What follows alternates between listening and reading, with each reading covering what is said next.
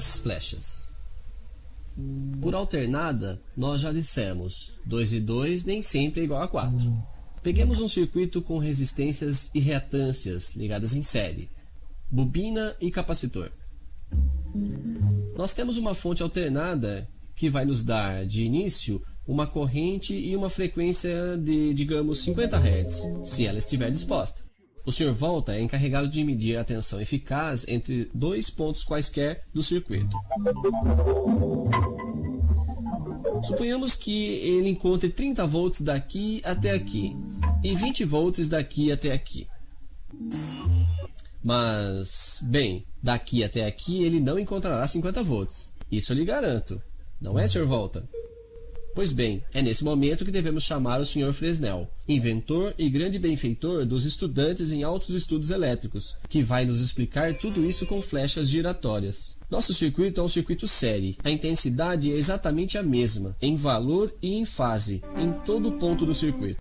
O eixo de flecha de intensidade de corrente vai, portanto, nos servir como referência. É o regime de fase, como dizemos. Nos terminais da resistência, sabemos que a tensão está em fase com a intensidade de corrente. Nos terminais da bobina, a gente viu também, a tensão está defasada, adiantada em 90 graus. Agora, 30 volts em fase e 20 volts defasados em 90 graus, que resultado isso nos dá? Bem, o Sr. Fresnel nos diz que basta fazer isso aqui, e medir o comprimento da nova flecha, o que nos daria 36 volts. Sr. Volta, por gentileza. Ah, bem, é isso mesmo. Sr. Fresnel nos fez notar que chegaríamos ao mesmo resultado colocando as flechas extremidade com extremidade, desta forma. E essa tensão resultante nos terminais do conjunto, resistência bobina, continua defasada e adiantada, mas de um novo ângulo designado com o belo nome de ângulo φ. Nosso matemático de plantão nos faz observar que isso se calcula facilmente, mas esse não é o momento. Saiba somente que esse ângulo φ tem um papel importante para o problema de potência. Mas continuemos nossa feliz descoberta. Nos terminais de uma resistência e de um capacitor, a experiência é a mesma, exceto que a tensão nos terminais do capacitor seria de 90 graus atrasado sobre a de intensidade, e a tensão resultante nos terminais do conjunto estaria atrasada em um certo ângulo φ. E nos terminais do conjunto bobina-capacitor, o Sr. Volta vai encontrar quanto? Bem, ele encontra 0 volts. Recupere-se, Sr. Volta.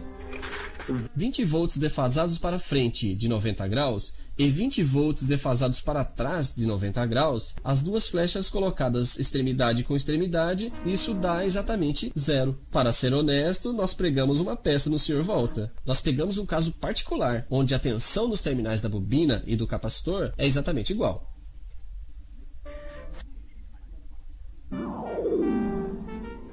Mas isso não é normalmente o caso. Dessa forma, a tensão resultante e a defasagem dos terminais do conjunto se calculam graças a esse diagrama, simplesmente. Observe, ele poderia ter poupado o Sr. Volta de todas essas preocupações de medição de tensão, servindo-se simplesmente dos valores da resistência e da reatância. Pegamos novamente nosso triângulo de tensões do início.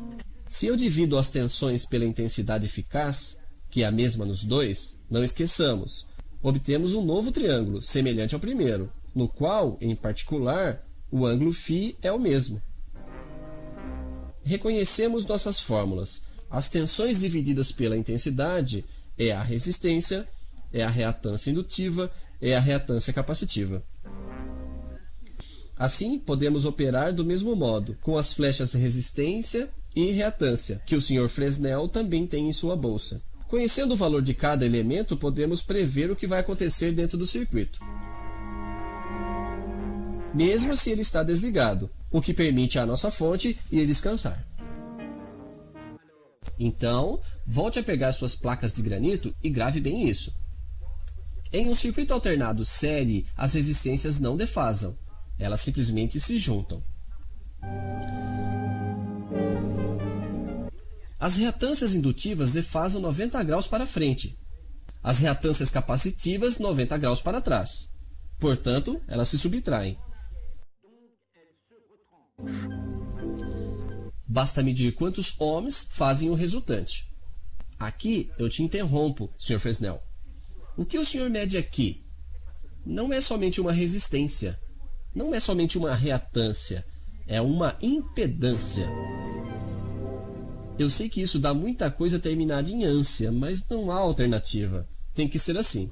E nosso matemático de plantão nos faz observar que isso se calcula facilmente com o nosso triângulo retângulo. Quadrado da hipotenusa igual impedância do conjunto, portanto, 22,4 ohms. E se passasse aqui dentro uma corrente de 1 ampere, nós teríamos 24,4 volts nos terminais. E sim, o Sr. Volta pode vir verificar, mas o Sr. Volta diz que não confia em nós. Aliás, não passa nenhuma corrente, já que nossa fonte foi se deitar.